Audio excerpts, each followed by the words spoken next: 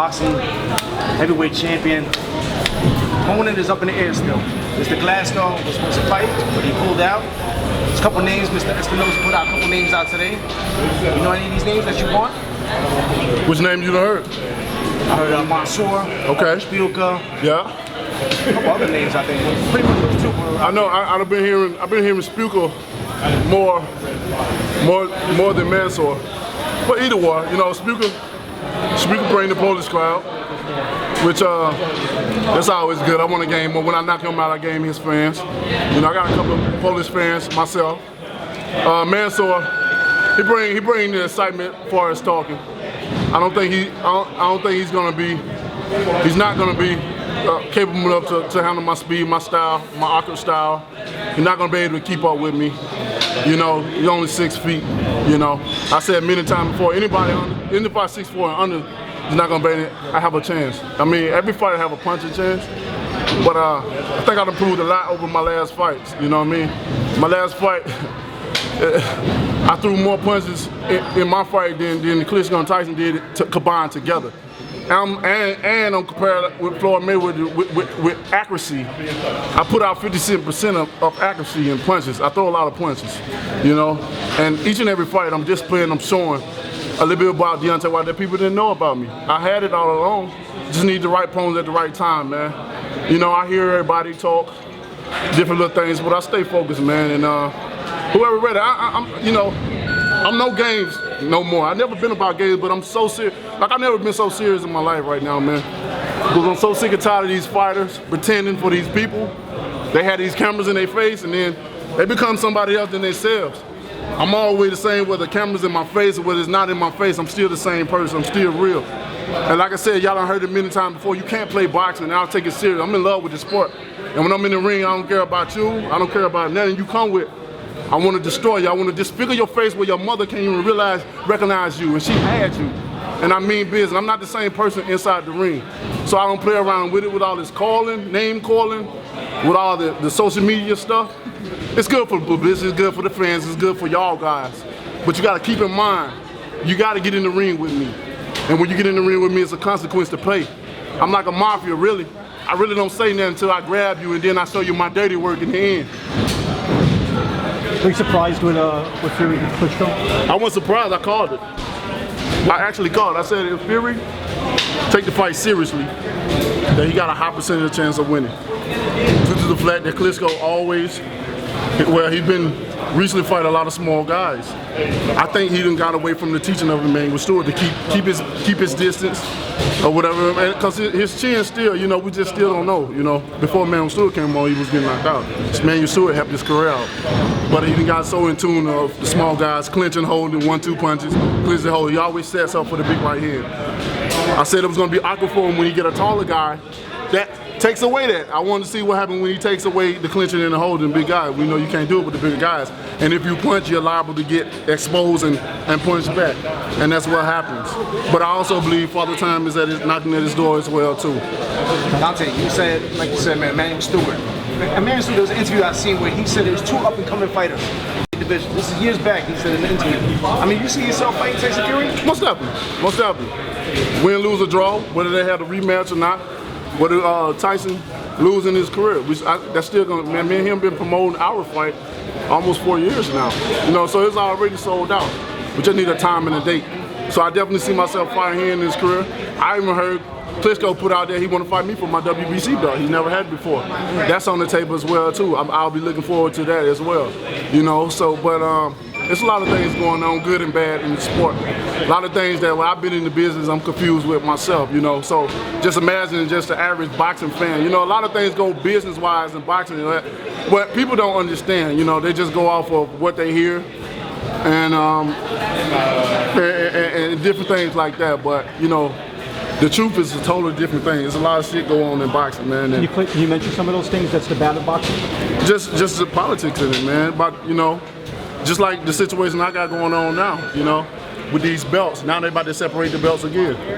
You know, I don't feel that Glasgow should have had the option of backing out. We've been lining this fight up, negotiating for 2 months now.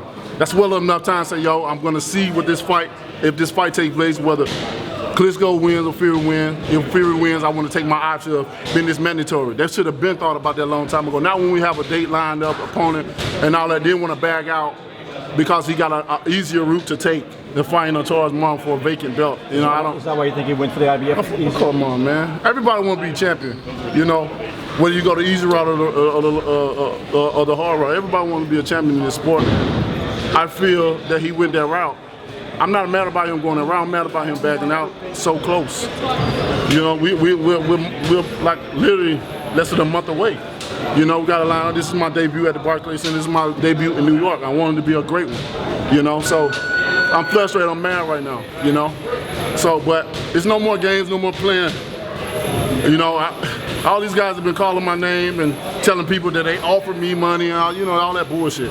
You know, we do the opportunity. You know, we give them the opportunity. They know I'm not afraid of them. I don't even look like a man that can get intimidated. Yet alone talking about somebody getting in the ring with me where I get paid to crush you.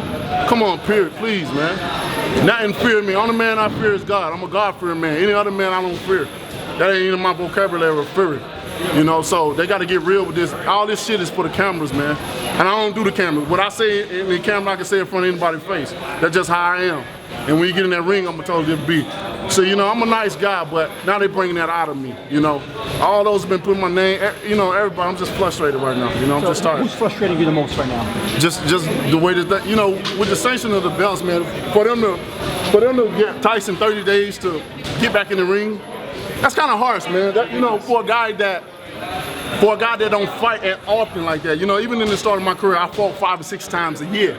I like that because I was preparing my moment to unify the division. So once you unify the division, you're gonna have the mandatories left and right. I'm the only guy I know fight as often as I fight. I always said I want to be an active champion.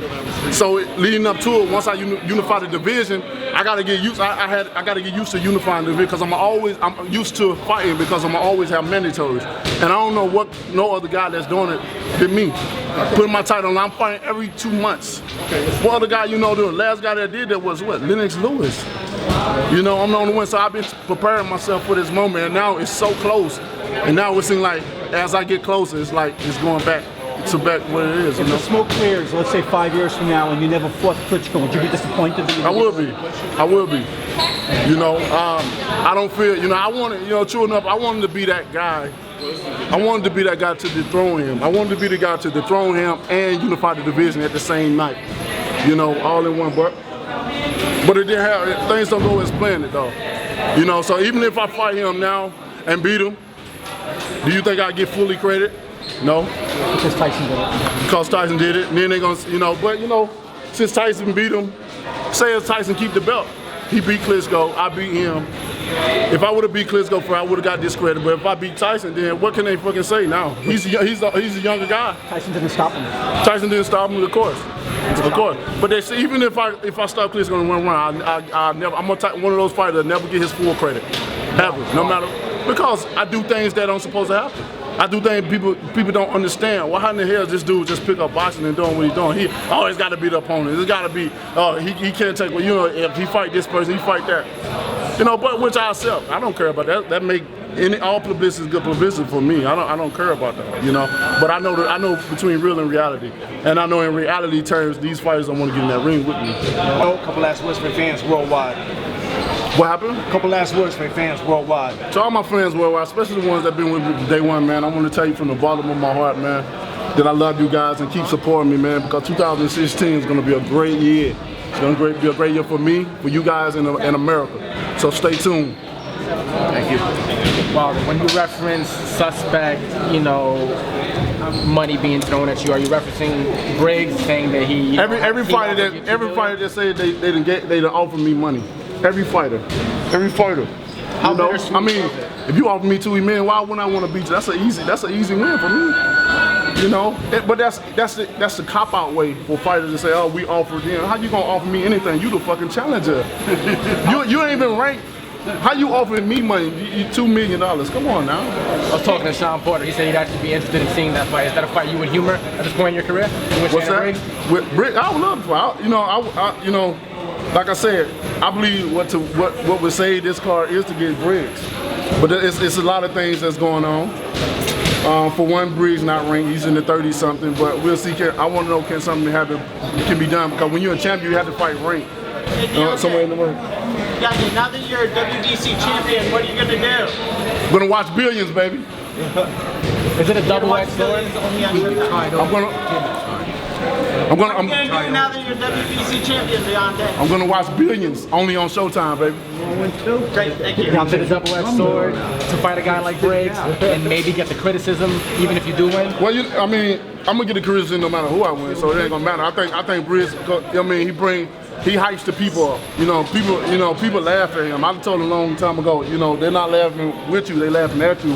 And by him being from New York, Brooklyn area, Brownsville area, whatever, I think it'll still bring the crowd. People still want to see that fight, you know what I mean? What do you think about the fantasy matchup that, even though he doesn't have as good a record as yours between you and Anthony Joshua? Joshua's gonna be if you keep doing what he's doing, he's still climbing the rankings. The only thing about him, he in the position where he in the world where I consider the best friends in the world, and that's in the UK. In America, you have to be on top for them to get on board. In the UK, other countries, they already jump on their fighters and they go with them.